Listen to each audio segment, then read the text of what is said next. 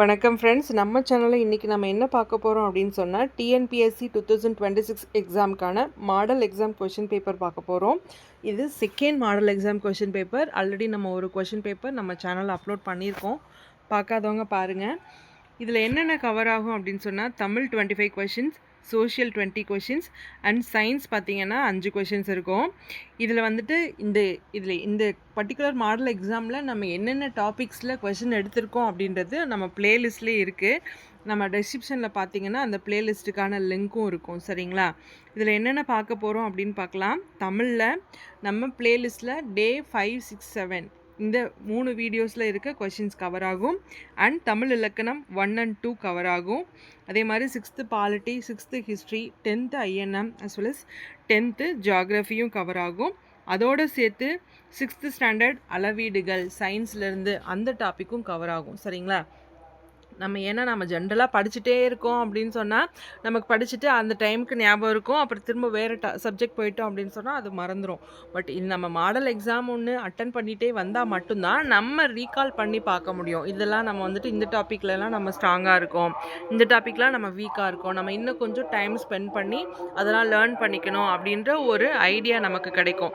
சரிங்களா? ஸோ அதனால தான் ஃப்ரெண்ட்ஸ் மாடல் எக்ஸாம் அப்படின்ற ஒரு கான்செப்டை நம்ம இம்ப்ளிமெண்ட் பண்ணியிருக்கோம். நம்ம எவ்வளோ படித்தாலும் சரி அது நம்ம டெஸ்ட்டாக எழுதி பார்த்தா மட்டும்தான் நம்மளுக்கு எந்த அளவுக்கு நாலேஜ் இருக்குது அப்படின்றத நம்மளால் ஃபைண்ட் அவுட் பண்ண முடியும். அதுக்கப்புறம் நம்ம அதை இம்ப்ரூவ் பண்ணவும் முடியும். ஸோ என்ன சொல்லலாம், ரொம்ப ரொம்ப இம்பார்ட்டண்டான ஒரு விஷயம் நம்ம டெஸ்ட் எழுதி பார்க்குறது தான். ஏன்னா நம்ம 200 கொஷின்ஸ் அந்த 3 ஹவர்ஸ்க்குள்ளே நம்ம அட்டன் பண்ணுறோம். அப்படிங்கும்போது சிலர் பொறுமையாக பண்ணுவாங்க, சிலர் ரொம்ப ஃபாஸ்ட்டாக பண்ணிட்டு வெயிட் பண்ணுவாங்க. ஸோ நம்ம ஒரு கொஷினுக்கும் எவ்வளோ டைம் ஸ்பெண்ட் பண்ணணும் அப்படின்றதும் நமக்கு அப்போ தான் தெரியும். மாடல் எக்ஸாம் அட்டன் பண்ணி பாருங்கள். இப்போ நம்ம பார்க்கலாம் வாங்க. தற்சுழற்சி இயக்கத்திற்கு எடுத்துக்காட்டு எது? தற்சுழற்சி இயக்கத்திற்கு எடுத்துக்காட்டு என்ன அப்படின்னு பார்த்தோன்னா பம்பரம். இல்லையா? தற்சுழற்சி இயக்கத்திற்கு எடுத்துக்காட்டு பம்பரம். ஆசாரக்கோவை எந்த நூல் தொகுப்பை சேர்ந்தது? ஆசாரக்கோவை அப்படின்றது எந்த நூல் தொகுப்பு? 8 தொகையா, 10 பாட்டா, 11 கீழ்கணக்கா அப்படின்னு பார்த்தோன்னா ஆசாரக்கோவை அப்படின்றது 11 கீழ்கணக்கு நூல்களுள் ஒன்று.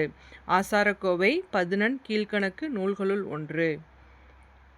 தேசிய உறுதிமொழி எந்த மொழியில் இயற்றப்பட்டது? நம்மளோட தேசிய உறுதிமொழி இருக்கு இல்லையா, அதை ஃபஸ்ட்டு எந்த மொழியில் இயற்றினாங்க அப்படின்னு பார்த்தோன்னா தெலுங்கு. தேசிய உறுதிமொழி தெலுங்கு மொழியில் இயற்றப்பட்டது. சிற்பக்கலையின் உச்சம் என்று அழைக்கப்படுவது எது? எதை சிற்பக்கலையின் உச்சம் அப்படின்னு சொல்கிறோம் அப்படின்னு பார்த்தோன்னா அர்ச்சுனன் தபசு. சிற்பக்கலையின் உச்சம் எது? அர்ச்சுனன் தபசு. கீழ்கண்டவற்றில் குரில் எழுத்து எது? குரில் எழுத்து அப்படின்னு சொன்னால் எது? உ. உ குறைந்து ஒலிக்கும் இல்லையா? ஒலிக்கும் கால அளவு ஒரு மாத்திரை. குரில் எழுத்துக்கள் ஒலிக்கும் கால அளவு ஒரு மாத்திரை இல்லையா? கீழ்கண்டவற்றில் குரில் எழுத்து உ. போகி பண்டிகை எந்த மாதத்தின் இறுதி நாளில் கொண்டாடப்படுகிறது? போகி என்னைக்கு கொண்டாடுறோம்? மார்கழி மாதத்தோட கடைசி நாள் இல்லையா? போகி பண்டிகை மார்கழி மாதத்தின் இறுதி நாளில் கொண்டாடப்படுகிறது. ராமகிருஷ்ண மிஷனை நிறுவியவர் யார்? ராமகிருஷ்ண மிஷனை நிறுவியவர் விவேகானந்தர். ராமகிருஷ்ண மிஷனை நிறுவியவர் விவேகானந்தர். கீழ்கண்டவற்றில் நெடில் எழுத்து எது? நெடில் எழுத்து எது அப்படின்னு பார்த்தோன்னா ஏ ஓ ஐ. ஐ நெடில் எழுத்து இல்லையா? கீழ்கண்டவற்றில் நெடில் எழுத்து ஐ. இ அதுவும் குரில் எழுத்து தான். நெடில் எழுத்துக்கள் ஒலிக்கும் கால அளவு என்னது? 2 மாத்திரைகள். அடுத்த கேள்வி, வணிகரின் நேர்மை பற்றி கூறும் குறள் இடம்பெற்றுள்ள நூல் எது? வணிகர்களோட நேர்மை பற்றி எந்த குறள் கூறுறாங்க? அந்த குறள் எந்த நூலில் இருக்குது அப்படின்னு கேட்குறாங்க. திருக்குறள். குறள்னாலே நமது திருக்குறள் தான். வணிகர்களின் நேர்மை பற்றி கூறும் குறள் இடம்பெற்றுள்ள நூல் திருக்குறள். நிலையான பொருளின் மீது விசை செயல்பட்டால் என்ன நடக்கும்? ஸ்டேபிளாக ஒரு பொருள் இருக்குது, அது மேலே நம்ம விசை ஃபோர்ஸ் அப்ளை பண்ணுறோம் அப்படின்னு சொன்னால் என்ன நடக்கும்? அந்த பொருள் இயக்க நிலைக்கு வரும். நிலையான பொருளின் மீது விசை செயல்பட்டால் பொருள் இயக்க நிலைக்கு வரும். திருவள்ளுவர் ஆண்டு எப்போது தொடங்குகிறது? திருவள்ளுவர் ஆண்டு அப்படின்றது எப்போ தொடங்குது? தை மாதம் முதல் நாள். திருவள்ளுவர் ஆண்டு தொடங்கும் நாள் தை முதல் நாள். தேசிய கீதம் பாடும் கால அளவு எவ்வளவு? நம்மளோட தேசிய கீதம் ஸ்டார்ட் பண்ணி முடிக்கிறதுக்கு எவ்வளோ டைம் ஆகும் அப்படின்னு கேட்குறாங்க. தேசிய கீதம் பாடும் கால அளவு 52 வினாடிகள். 52 வினாடிகளில் நம்மளோட தேசிய கீதம் நம்ம பாடி முடிக்கிறோம். அடுத்து, நெய்தல் நிலத்தில் வாழும் மக்களில் ஒருவர் யார்? நெய்தல் நிலத்தில் வாழ்கிற மக்களில் என்ன பேரில் நம்ம சொல்லுவோம் அப்படின்னு சொன்னால் பரதர். நெய்தல் நிலத்தில் வாழும் மக்களில் ஒருவர் பரதர். ராஜாராம் மோகன் ராய் நிறுவிய அமைப்பு எது? ராஜாராம் மோகன் ராய் எந்த அமைப்பை நிறுவினார் அப்படின்னு பார்த்தோன்னா பிரம்ம சமாஜம். ராஜாராம் மோகன் ராய் நிறுவிய அமைப்பு பிரம்ம சமாஜம். உலகின் மிக தொன்மையான நாகரிகம் எது? உலகின் மிக தொன்மையான நாகரிகம் என்னது? மெசபடோனியா நாகரிகம். உலகின் மிக தொன்மையான நாகரிகம் மெசபடோனியா நாகரிகம். தேசிய கொடியில் காவி நிறம் குறிக்கும் பண்பு என்ன? நம்ம தேசிய கொடியில் காவி நிறம் இருக்கு இல்லையா, அது எந்த பண்பை குறிக்கும் அப்படின்னு சொன்னால் தைரியம் மற்றும் தியாகம். தேசிய கொடியில் காவி நிறம் குறிக்கும் பண்பு தைரியம் மற்றும் தியாகம். கீழ்கண்டவற்றில் இடையின எழுத்து எது? வல்லின மெல்லின இடையின எழுத்துக்கள் இருக்கு இல்லையா, நம்ம மெய்யெழுத்துக்கள்லையும் 18ஐயும் ஆறாரா 3 குரூப்பாக பிரிச்சிருப்போம். அதில் இடையின எழுத்து எது? கசர தவிர எங்கன்னா நம்மனா எரல லவல. அப்போது லா இல்லு தான் இடையின எழுத்து இல்லையா. அடுத்து, சங்க காலத்தில் நெல்லை கொடுத்து எதை பெற்றனர்? சங்க காலத்தில் பணம் அப்படின்னு ஒரு விஷயம் வராத போது ஒரு பொருளை கொடுத்துட்டு அதுக்கு பதிலாக தேவையான இன்னொரு பொருளை வாங்குவோம். அதற்கு பேர் பண்ட மாற்று முறைன்னு அப்படின்னு சொல்லுவாங்க இல்லையா. நெல்லை கொடுத்துட்டு என்ன வாங்கிக்கிட்டாங்க அப்படின்னு சொன்னால் உப்பு வாங்கிக்கிட்டாங்க. நெல்லை கொடுத்து உப்பை பெற்றுக்கொண்டனர்.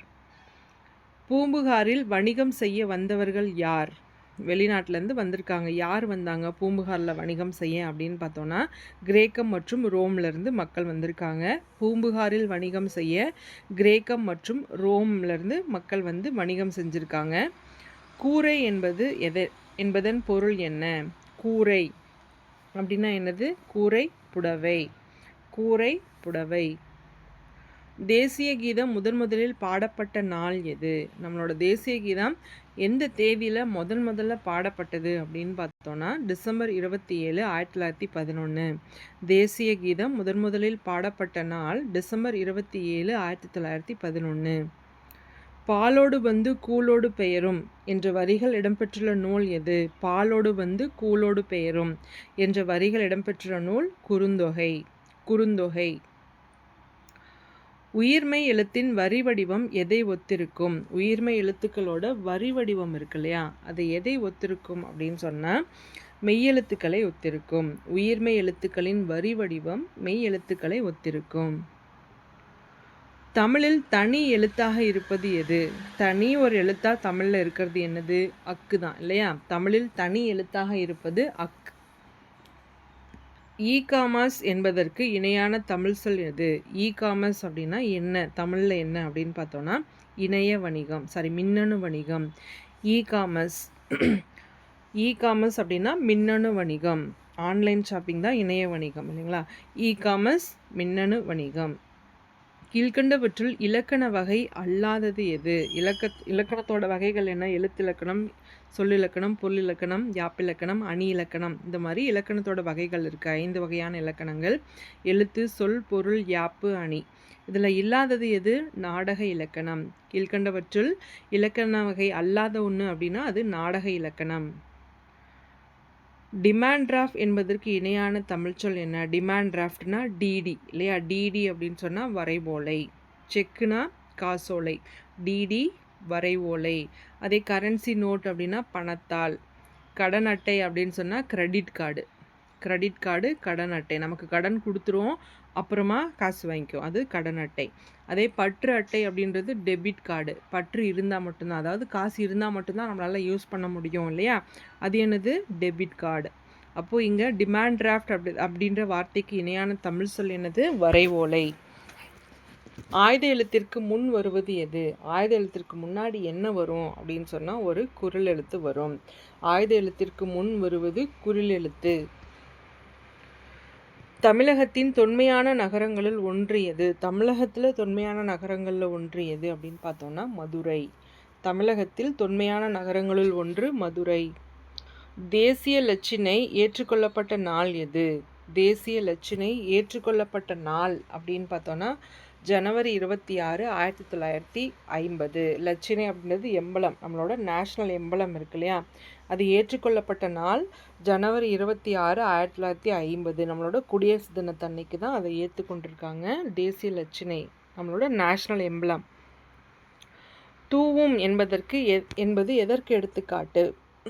ஆக்சுவலி அளபடை அப்படின்றது நெடிலை தொடர்ந்து குரில் வரும். தூ ஊ அப்படி சவுண்டு வருது இல்லையா, அப்போது ஒரு நெடில் எழுத்து அதோட குரிலும் அதோட பக்கத்துலேயே வரும். அப்படி இருந்துச்சுன்னா அது என்னது? அளபடை. தூவும் என்பது எதற்கு எடுத்துக்காட்டு? அளபடைக்கு எடுத்துக்காட்டு.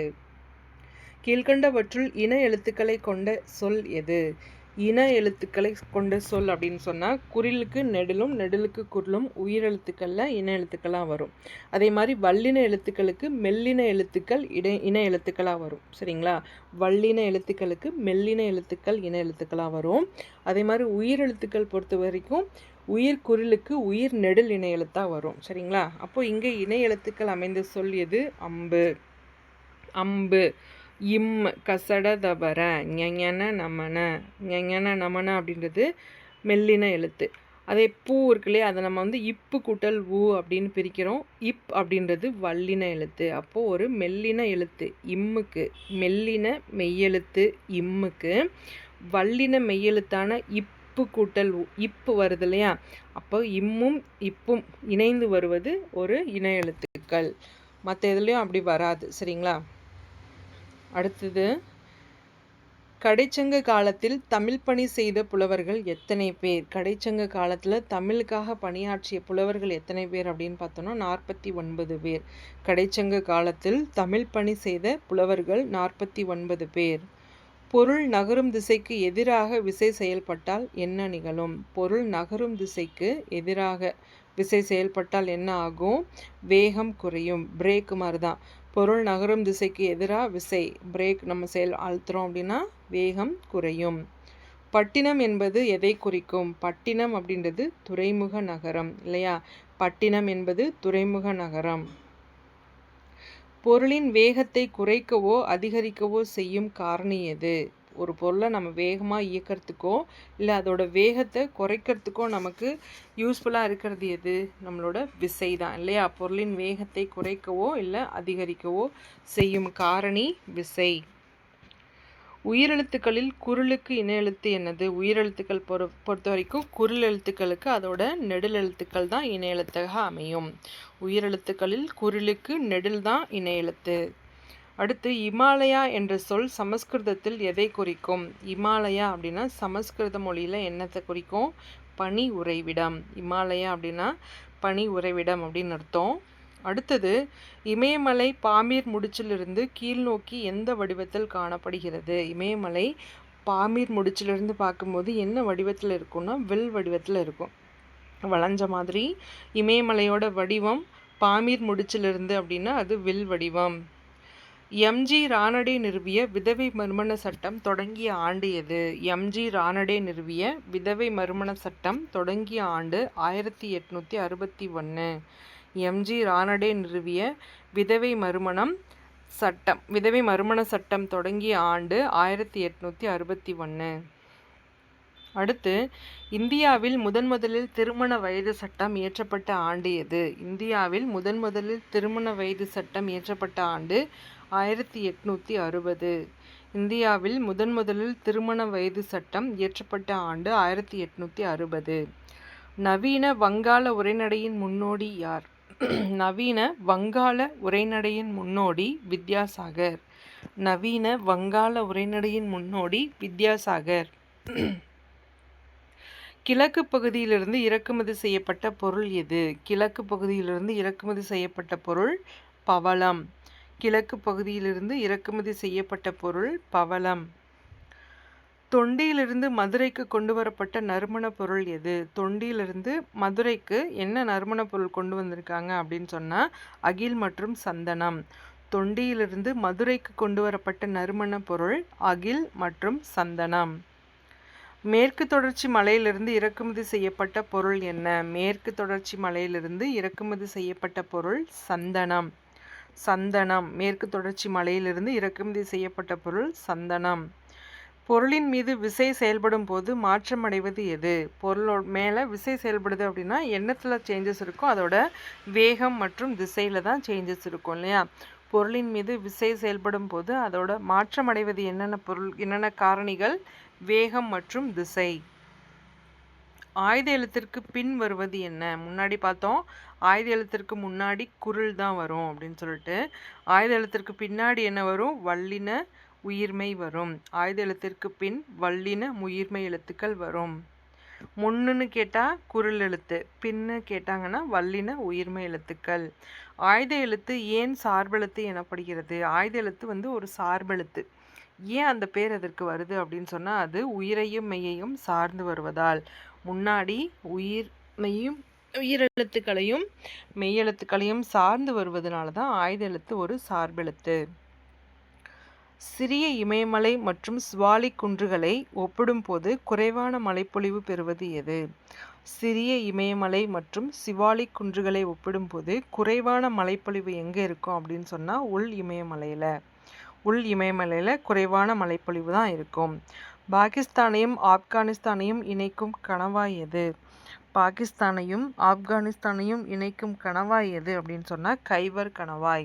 பாகிஸ்தானையும் ஆப்கானிஸ்தானையும் இணைக்கும் கணவாய் கைபர் கணவாய். இது மாடல் எக்ஸாம் டே 2, டே 1க்கான மாடல் எக்ஸாம் நம்ம சேனலில் இருக்குது, பாருங்கள். அதே மாதிரி ஒன்ஸ் நம்ம ஃபஸ்ட் நம்ம ஆன்சர் பண்ணி பார்க்குறோம், நம்மளால் கொஞ்சம் தான் ஒரு 10 தான் ஆன்சர் பண்ண முடியுதுன்னா அகெயின் நம்ம 2 டைம்ஸ் இல்லை 3 டைம்ஸ் நம்ம answer again and again work out பண்ணுறோம் அப்படின்னு சொன்னால் கண்டிப்பாக நமக்கு மைண்டில் இந்த டேட்டாஸ் ஏறிக்கும், நம்மளுக்கு மறக்கவே மறக்காது. ஏன்னா மாடல் எக்ஸாமாக நம்ம அட்டன் பண்ணால் மட்டும்தான் நம்மளோட எஃபிஷியன்சி என்ன, எபிலிட்டி என்ன, நம்மளால் எவ்வளோ ஃபாஸ்ட்டாக பண்ண முடியுது, எவ்வளோ ஸ்கோர் பண்ண முடியுது, அந்த மாதிரி நம்மளே அனலைஸ் பண்ணிக்கிறதுக்கு ரொம்ப ரொம்ப இம்பார்ட்டண்டான ஒரு விஷயம் மாடல் எக்ஸாம் தான். நமக்கு டைமும் ரொம்ப கம்மியாக இருக்குது, இன்னும் 4 months தான் இருக்குது. 4 months இருக்கே அப்படின்னு நம்ம நினைக்கிறதுக்கு முடியாது. ஏன்னா தமிழ் இருக்குது, சயின்ஸ் இருக்குது, ஜிஎஸ் இருக்குது, மேக்ஸ் இருக்குது, எல்லாமே நம்ம ஒர்க் அவுட் பண்ணிகிட்டே வரணும் சைட் பை சைட். தமிழ் பாருங்கள், கொஞ்சம் சயின்ஸ் பாருங்கள், கொஞ்சம் சோஷியலும் பாருங்கள். அதே மாதிரி மேக்ஸில் ஏதோ ஒரு டாபிக் அப்படி பாருங்கள். ஒரு 2 daysக்கு ஒரு டாப்பிக்கு, 3 daysக்கு ஒரு டாபிக்னு பிரிச்சுக்கோங்க. கண்டிப்பாக எஃபர்ட் போட்டால் மட்டும்தான் நம்மளால் அச்சீவ் பண்ண முடியும். முன்னாடிலாம் கவர்மெண்ட் எக்ஸாம் அப்படின்றது படிச்சிருந்தா போதும். நம்ம தாத்தா காலத்தில், நம்ம அப்பாக்கள் காலத்தில் கூட படிச்சிருக்கியா வா அவனுக்கு கவர்மெண்ட் ஜாப் தரேன்னு கூப்பிட்டாங்க. இப்போது எவ்வளோ காம்படிஷன் இருக்குதுன்னு உங்களுக்கு தெரியும். எவ்வளோ பேர் அதற்காகவே மட்டுமே கிளாஸஸ் போகிறாங்க, ஹாஸ்டலில் போய் தங்கி படிக்கிறாங்க, டெஸ்ட் எடுத்துக்கிட்டே இருக்காங்க, கிளாஸ் அட்டன் பண்ணுறாங்க. ஆனால் வீட்டிலேருந்து படிக்கிறவங்களும் இருக்காங்க. டைம் கிடைக்கும் போது கொஞ்சம் கொஞ்சம் நான் படிக்கிறேன் அப்படி பண்ணி அச்சீவ் பண்ணவங்களும் இருக்கிறாங்க. ஸோ அவங்களுக்கு என்ன எழுதியிருக்கோ அதுதான் இல்லையா? பட் அந்த எழுத்தை மாற்றுறதுக்கான முயற்சி அப்படின்றது ப்ரிப்பரேஷன் மட்டும்தான். ப்ராப்பரான சேனலில் ப்ராப்பரான டைம் ஸ்பெண்ட் பண்ணி நம்ம ப்ரிப்பேர் பண்ணால் மட்டும்தான் we can achieve இல்லையா? ஸோ எஃபர்ட் போடுவோம், கண்டிப்பாக தட்டி தூக்கிட்டோம்ல அப்படின்னு சொல்கிற அளவுக்கு நம்ம எல்லோரும் நல்லா படிப்போம், எக்ஸாம் அச்சீவ் பண்ணுவோம். All the best friends.